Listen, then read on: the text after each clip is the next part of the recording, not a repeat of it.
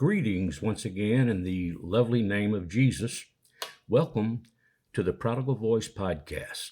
We are so glad you joined us again today, and I hope that you enjoyed episode 1. Today will be the recording of episode 2, and I hope that I can get through this in 3 episodes. It may end up taking 4 or maybe 5.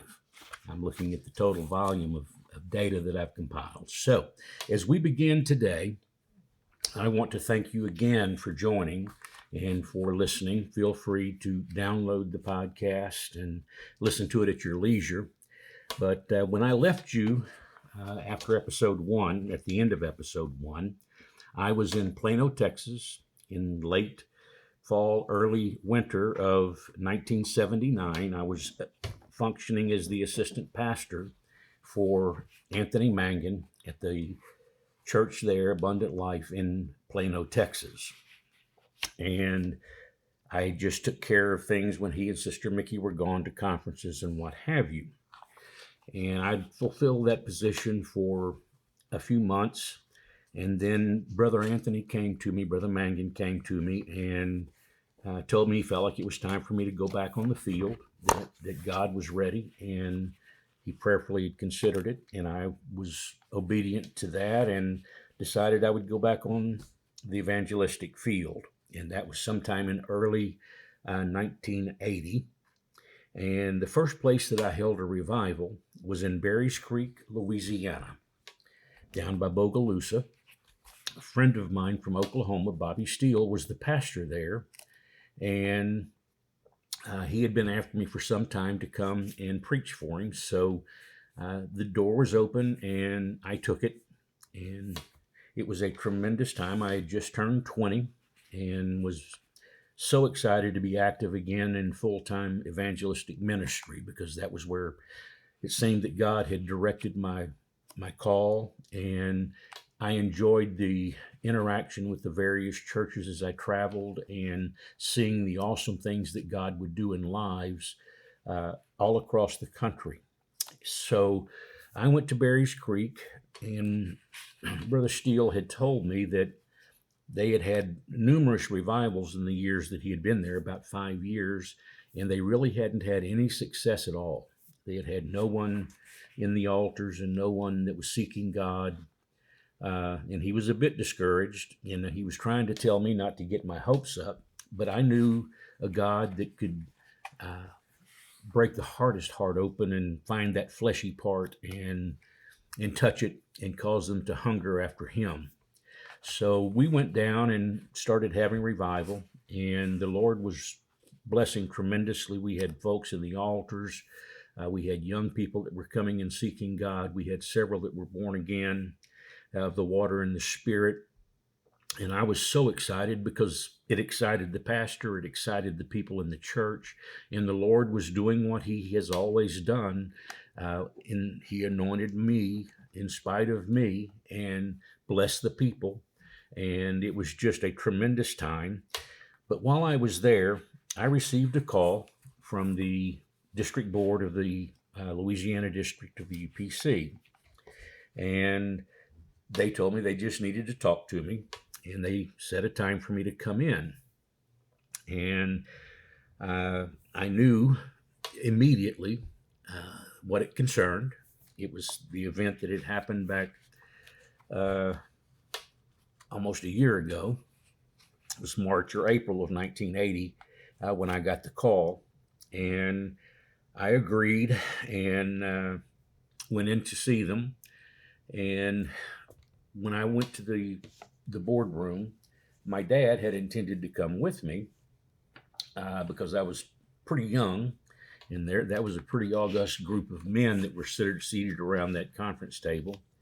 And so we got there, and when he went to come in with me, they told him that he could not because there were no formal charges that had been filed against me. And it made him a little upset. And but he sat outside and waited. And I walked in, and the first thing they told me was that they had heard some stories and heard a rumor that concerned them. And that's why they wanted to talk to me, but I had no formal charges had been filed, and that's why I was not entitled to have counsel. The end result was the same as if there had been 17 or 18 formal charges instead of the one, but it was just the way it was. And the first thing I was told was all I had to do was tell them that it wasn't true, and that would be the end of it. And of course, I had just gone through such a traumatic experience over the mistake that I had made. The last thing I was going to do was add a lie to a forgiven sin. And I told them that. I said, I'm guilty of what you've heard. I made a mistake, and this is what I've done about it. And I explained to them that I sat for that period of time. And then we proceeded to talk. And after it was all said and done, they felt that they had no choice because I had a little piece of paper in my pocket that said I was a locally licensed minister of the UPCI. They had to remove my credentials. And they told me that I could be saved, but that I could never preach again.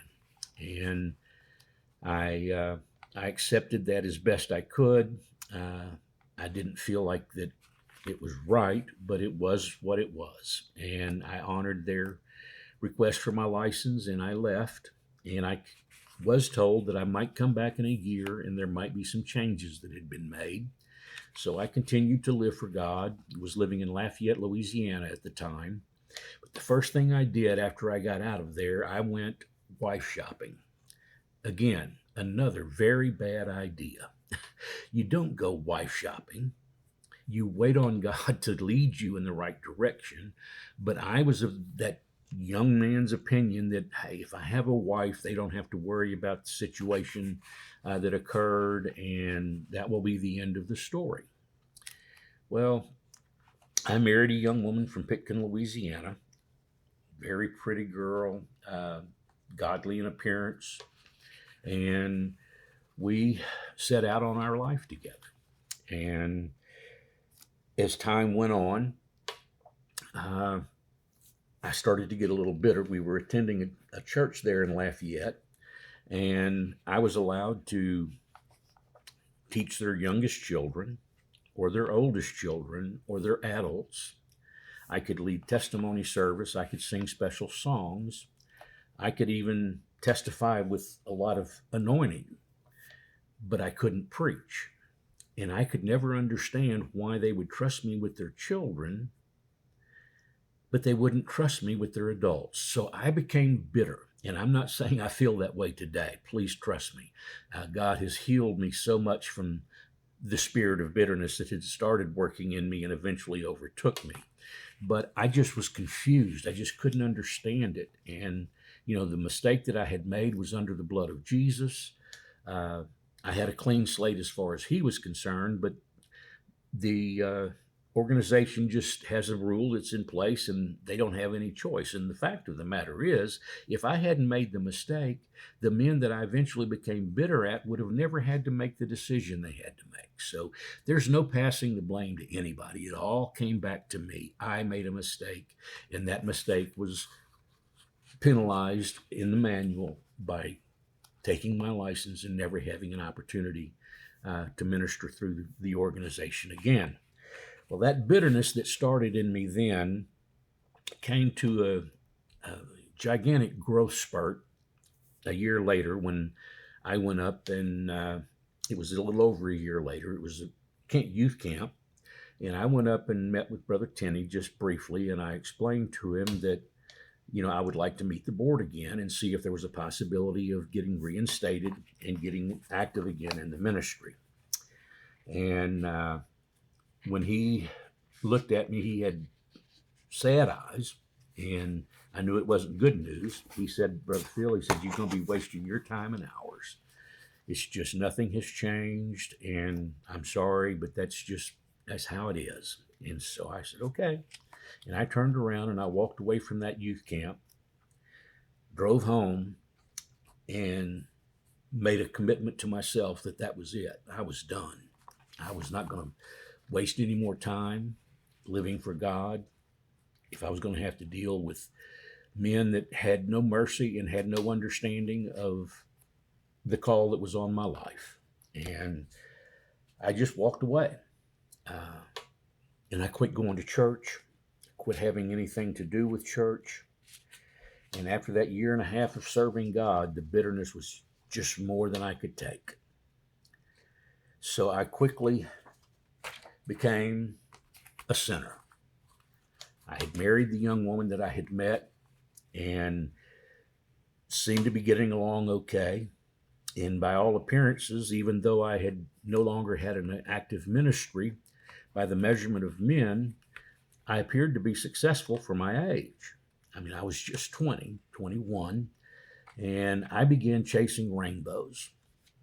And I got involved in the car business, was very successful. By the age of 21, age of 23, I was fleet sales manager for a large dealership in Louisiana. But by 1985, the oil field went belly up, and so did my fleet business. I ended up going bankrupt due to the changes in my income, my exorbitant lifestyle that I was living, the partying lifestyle. My wife had joined me in backsliding, and I feel very guilty about that to this day because I was to be the head of my home, and instead I led her astray and led her into my sin. And so she backslid, and of course that costs money too because the change in lifestyle is expensive. And after my bankruptcy and everything else had gone down, I figured the rainbow didn't have a pot of gold at the end of it in the car business. So I took my skills to the insurance sales business, and I became a life insurance salesman. And in 4 months, I became a sales manager with 7 agents underneath me and seemed to be doing well and being successful. But during that period of time, the relationship with my wife had eroded to the point that she left. And I had 2 children, a daughter and a son, and she left to be single. We'd married when she was only 18, and she never had a chance to be a young person, she said. So those things happen. That's life. That's what happens when you take God out of the picture, is you become dissatisfied with everything that you have. And that's what happened to us. And she left, and I kept my 2 children, and thank God for a mom and dad that actually took them basically to raise. They were pastoring there in Longville, and I was working about 18 miles, 20 miles away, and they would take care of my children. And it eventually came to the point that they were taking care of them, and they were staying there most of the time. And I was doing my thing and partying and what have you. And it came to the point that even though my ex-wife did not want me as a husband, she didn't want anybody else to have me either. And she began to bother me one way or another. Not saying anything negative about her. It's just, it was one of those things where she didn't want to let go, but she didn't want me either. So I just sold my mobile home that I was living in after I'd lost my house. And I moved to Alexandria, Louisiana, and began to work in the car business again. And after our insurance business didn't pan out, I had to do something. And sadly, when I left the insurance business, I was broke and deeply in debt and was looking for some other rainbow to chase. And it wound up being the car business in Alexandria. And the thing that happened there was a fellow that I worked with. He's now deceased, had a Pentecostal background as it came to be.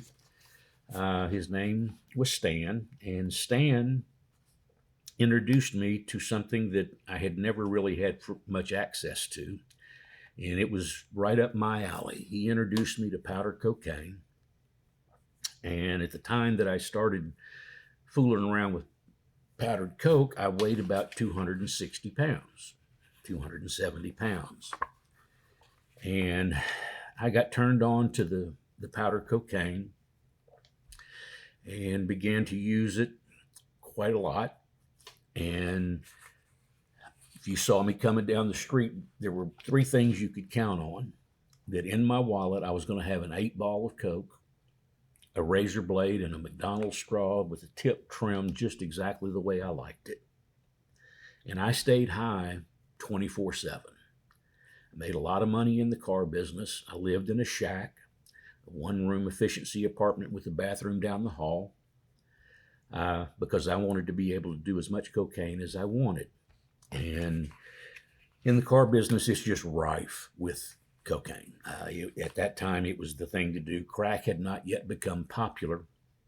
I guess that would have been about 1987, 1988 time frame. And I also was introduced to crystal meth at that time, and of course continued to fool around with pills because I liked to be high. I wanted to be up. And the thing about cocaine was it wasn't as harsh as the methamphetamine, and it didn't make you as sick as the mollies.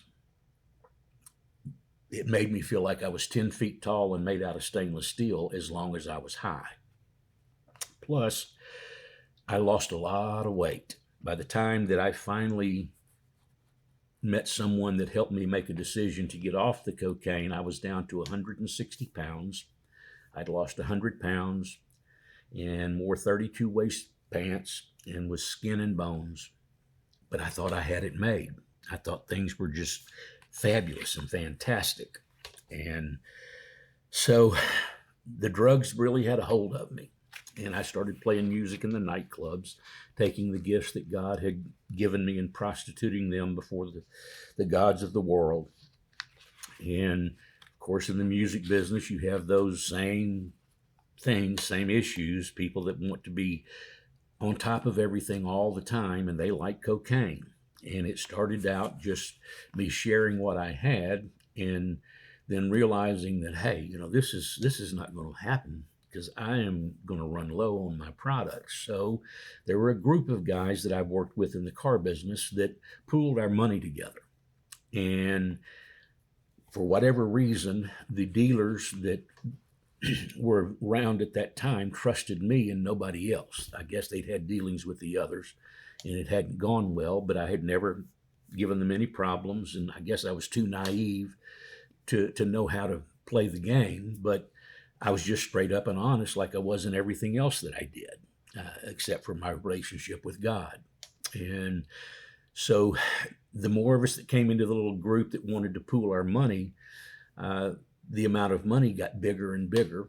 And it got to the point where I couldn't source what I was able to purchase with the dollar amount locally. So I had to start going to Houston or New Orleans to score the quantity of cocaine that the funds were able to secure. And it got to the point where that I was able to acquire half a kilo if necessary, based on the amount of funds that we had. And then the guy that introduced me to cocaine, Stan, got busted.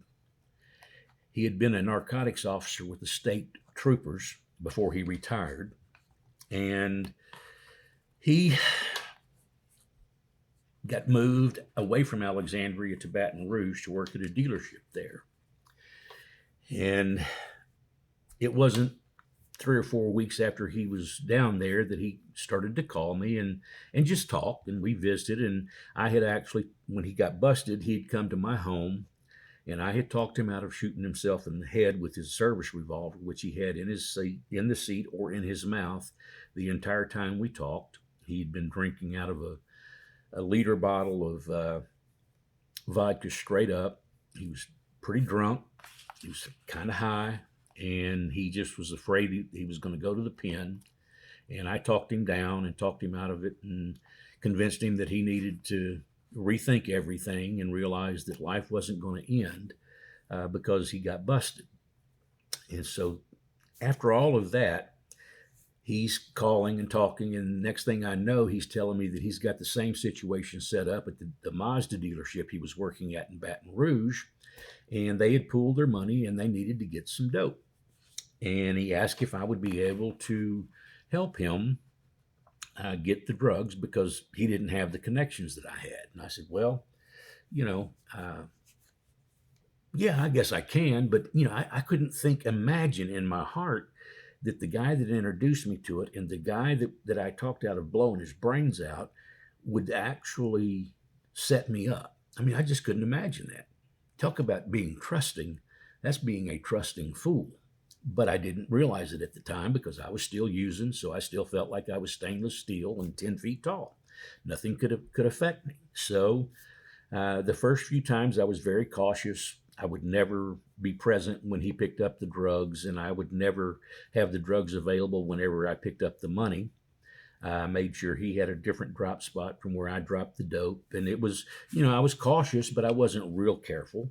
And then after 3 or 4 times, he had pooled together a significant amount of money, and he wanted me to see if I could get them a kilo of coke for the money that they had. And so I started negotiations with the guy in Houston and was able to score that quantity of cocaine for them. And this time I actually met with him and we made the exchange, the money for the dope, in the parking lot behind where I was working at the dealership. And unbeknownst to me, they had recorded every conversation that we had ever had. And they, at that time, had a long lens video camera that was recording everything that was going on between Stan and I, and they recorded the transaction. Well, I had no idea of any of this. And that was in 1988, late 1988. And, I just figured everything was hunky-dory. And 1989 rolled around, and I was playing music with a band, or actually I don't know what they called the band, but JB and Travis and a whole bunch of other musicians that played together a lot. We were playing at the Mirror Room in Alexandria, and I played sax and sang some, and Travis played a Hammond B3 organ. We had a girl named Liz that sang lead, and she was fabulous. And then HB and his wife played and sang as well. And it was a really nice group, but the one thing we had in common is we liked to snort cocaine as well as play music. And so I was playing that night and had lost a ton of weight and still hadn't got my confidence back after my ex-wife left me, but I felt a little better about myself. But there was a table of women from the clerk's office there in Rapides Parish that were having a birthday party. And they were waving at the drummer, Rudy, and myself, and I automatically assumed they wanted Rudy, so I sent him to the table. And he came back and said, no, they were trying to get you to come over to the table. So I walked over, and when I walked to the table, I saw a young woman I thought was my age or younger sitting there, and she was just perfect for me. I like little women. She was 5 foot maybe, and weighed about 100 pounds, and dark hair. So I struck up a conversation, and I sat out the last 2 sets, and we visited and talked. And it was just a tremendous experience. We became very intrigued with one another. And so we went out after we shut the club down and had something to eat. And we talked until 2 or 3 in the morning. And we found that we had a whole lot in common. And we had a lot that was not in common. But it was just intriguing. And she found out that I was using cocaine, and we started to date. And the more we dated, the less she liked the fact that I was doing cocaine. She didn't like the environment that it brought to me. And in April of 1989, she asked me to marry her. And I was very surprised, but I was very happy to say yes, but there was a condition. The condition was that I had to make up my mind which white girl I was going to love, her or the cocaine. And I told her that was a simple choice. And I've always had a very strong willpower and help of God, I think, as well. So whenever she made that offer, she said, "You're going to have to decide, and it's either me or the dope." And on that date in April, I think it was the 14th of April, I agreed that I would not use dope anymore. I got rid of what I had, and that was it. I quit. After all that time of using and heavy, heavy using of cocaine, it was just nothing for me to be able to walk away from it because I was really in love with this girl. And of course, I was still in sin. I was smoking 2 or 3 packs a day, and some days I'd also chew a can of Skull, and I had become a severe nicotine addict along with being a cokehead. And I drank quite a bit, but not as much as some. But I could drink vodka all night long and never get high or drunk because I stayed high. And so, I was burning the candle at both ends, but I just quit. I quit right there on the spot and never looked back at it and thought everything was good. And we got married on June the 5th, June the 7th, rather, of 1989, after only knowing each other for 6 months. And we had a great relationship. Our marriage was good. Our relationship was solid. And I got along with her children extremely well. And that was one of the reasons she asked me to marry her, is because she was afraid she was never going to find anybody that could tolerate how spoiled her children were. But I told her mine are just as spoiled, so it's not that big a deal. And so we got married, and everything was rocking along great. I had left the car business. I had gotten the opportunity to go to work for Montgomery Ward. And just like every other rainbow that I ever chased, my natural giftings that God had given me made room for me wherever I went. And I started in Montgomery Ward's in the auto department as a salesman. Because of my experience in the car business, they felt like that was a fit. And so within 3 months, the manager that I had become very good friends with and had started playing, he had a band, and I had started playing with him and his band. And we would travel from here to there, but he ended up quitting because he was not doing a very good job. The department was in the red $100,000, and he knew he was never going to dig out of it. He quit before he would get fired. Well, they tagged me for that position, and I accepted. And by the help of God and some creative ideas that I feel like came from God, I was able to turn that department around to make my employees much happier, reduce the loss through theft. Most of it was employee theft. I closed up some holes in the security systems, and it was just simple things, but we turned it around, and in 6 months it had gone from being a black eye on the Montgomery Ward auto center list to a profitable outfit. And in the interim, while I was doing all of that, I had received a phone call from a gentleman named John Fagley of the Alexandria Narcotics Task Force. And he revealed to me that I had been under a sealed indictment from back in November of 1988 as a drug kingpin. Not just distribution of cocaine, but because of the quantities, I qualified for federal charges as a drug kingpin, and I was looking at 15 years, no probation, no parole, in the federal lockup. And that is where I'm going to end today's broadcast. I'm going to start back there with another episode. This will give you a chance to listen to 1 and 2, and you'll be able to get a pretty good idea of how I started and how quickly I went to the bottom and the things that I went through. And I'm leaving out a lot of details because the details are just almost too painful to talk about. But God never left me in any of that time. When I was doing the drugs, he was always near.